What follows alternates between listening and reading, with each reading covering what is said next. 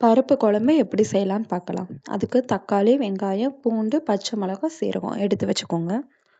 இப்போ பருப்பை நல்லா வாஷ் பண்ணி எடுத்துக்கோங்க. துவரம் பருப்பு, பாசிப்பருப்பு 2மே.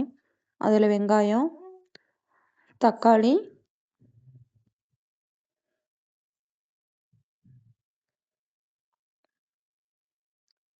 பூண்டு, பச்சை மிளகாய், தென் சீரகம்.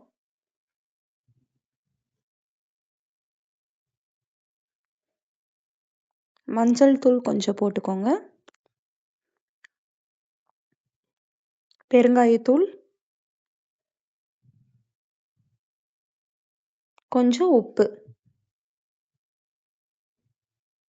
தென் தேவையான அளவு தண்ணி ஊற்றிக்கலாம்.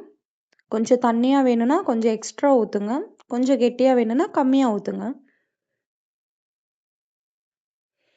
அவ்வளோதான். இதை மூடி போட்டுட்டு அடுப்பில் வச்சிடலாம்.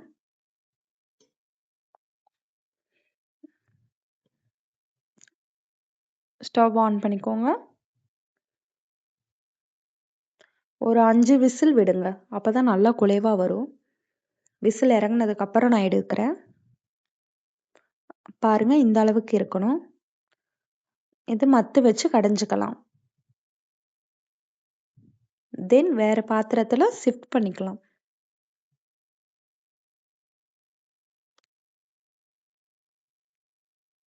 இதுக்கு தாளிப்பு ரெடி பண்ணிக்கலாம்.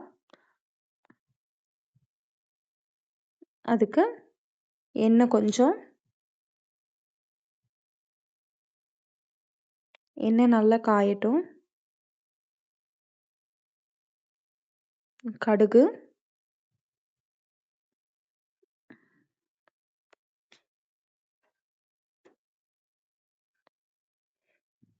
ஒரு காஞ்ச மிளகாய், வெங்காயம் கொஞ்சம், சின்ன வெங்காயம் எடுத்துக்கோங்க. தென் கருவேப்பிலை சேர்த்துக்கோங்க.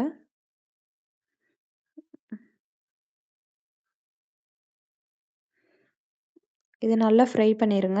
இந்த அளவுக்கு வரணும்.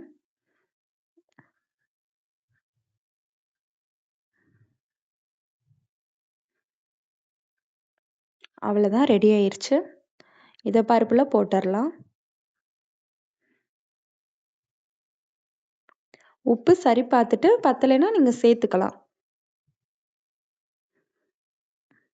அவ்வளோதான், பருப்பு ரெடி ஆயிடுச்சு. ரொம்ப ரொம்ப ஈஸியாக செஞ்சுக்கலாம். தேங்க்யூ ஃபார் வாட்சிங் அவர் வீடியோஸ்.